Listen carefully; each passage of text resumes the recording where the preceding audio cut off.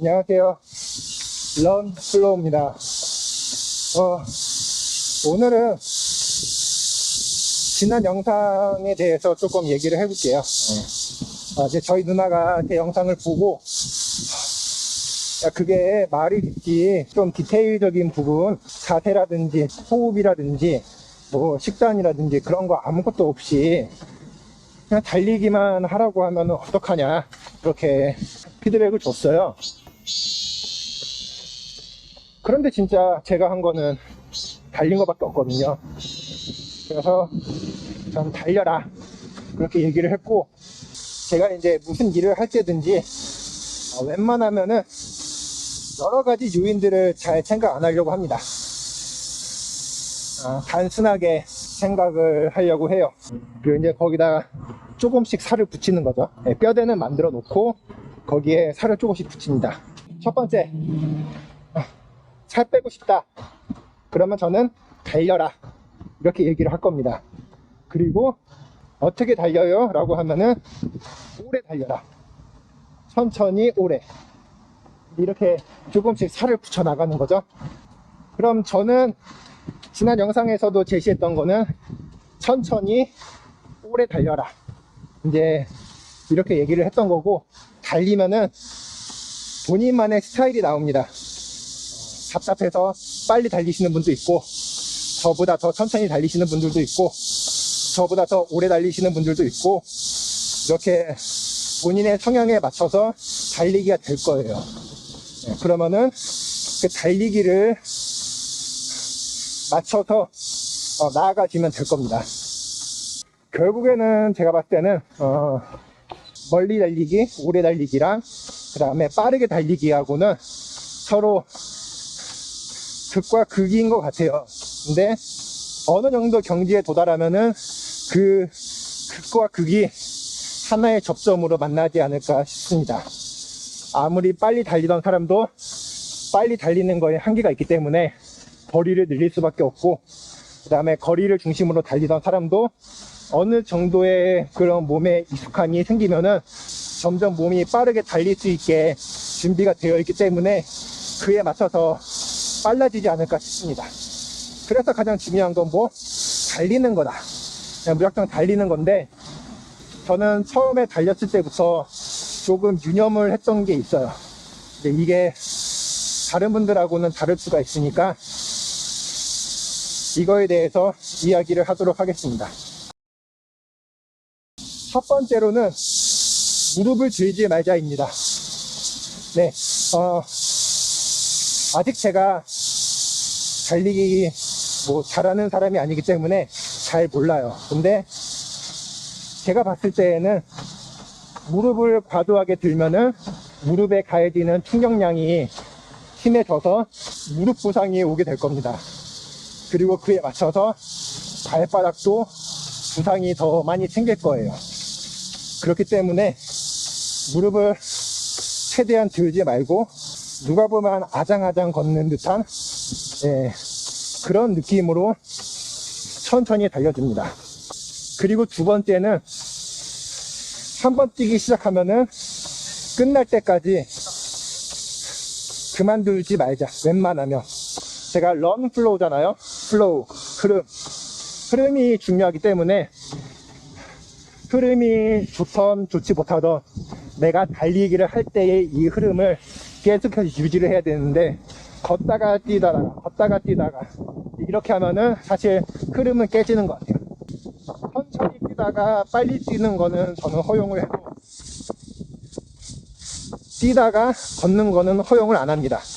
그래서 쓰러지더라도 내가 마지막 한 발자국은 천천히 뛰겠다, 이제 이렇게 유념하고 있어요. 그 다음 세 번째로는 다들 아실 거예요. 미드풋 찾기. 사실은 저는 미드풋을 하려고 한 게 아니라 힘 없이 발을 터벅터벅 내려놓다 보니까 이게 미드풋이라는 걸 알게 되었는데요. 웬만해서 저는 미드풋으로 달리기를 합니다.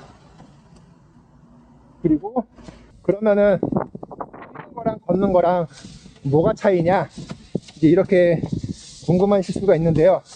저의 경우로는 처음에 골반이 위아래로 움직이느냐, 그러니까 나선형이죠. 나선형으로 움직이느냐, 아니면은 그냥 물결처럼 일직선, 아니면 물결처럼 그냥 움직이느냐, 골반이 얼마만큼 수직으로 움직이느냐에 따라서 저는 뛰다와 걷다를 구분했었는데, 이제 의학 채널 같은 데를 보니까 발이 허공에 떠 있는 그 시간, 이런 것들로 뛰다와 걷다를 얘기하더라고요. 그러니까 뛰는 거는 양발이 허공에 떠 있는 시간이 있는 거, 걷는 거는 이제 발바닥이 땅에 붙어 있는 거, 이제 그렇게 얘기를 하기 때문에 어떠한 개념이든지 간에 그냥 편하신 대로 받아들이시면 될 것 같아요. 그리고 마지막으로 네 번째로는 요가를 해준다. 네. 저번에도 얘기했지만, 요 근래에도 제가 요가를 안 하다가, 한 3일 전서부터 다시 요가를 했는데, 몸이 많이 굳어 있습니다. 햄스트링 많이 경직되어 있고요. 대퇴 자극근도 많이 경직이 되어 있습니다. 허리도 통나무처럼 변하는 듯한 그런 느낌을 받았고요. 그게 한 이틀 하니까 허리가 조금씩 풀려 나가기 시작합니다.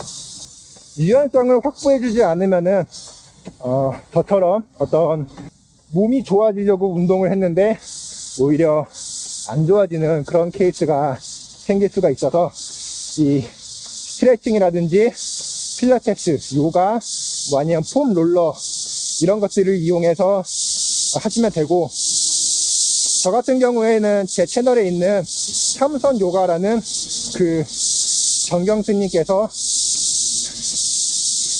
진행하시는 그 영상을 보고 따라합니다. 지금까지 제가 경험했을 때 제일 좋았던 것 같아요. 허리 아팠을 때도 그랬고 지금도 마찬가지로요.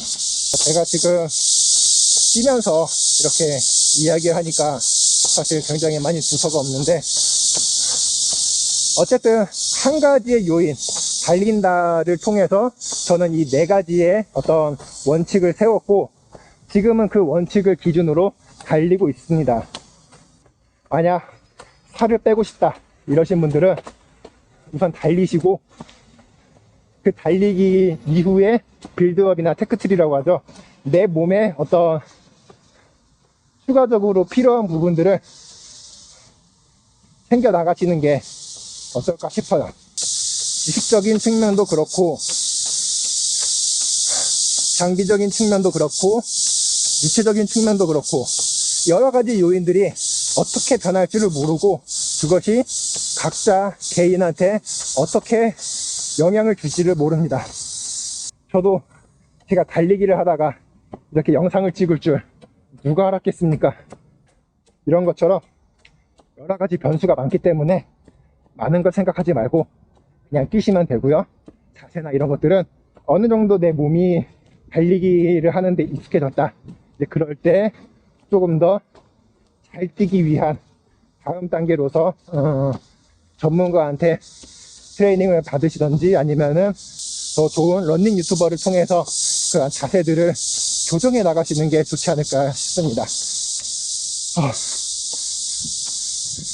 지금까지 런플로우였습니다. 무더운 날씨 모두들 더위 조심하시고요. 파이팅 하시길 바라겠습니다. 안녕.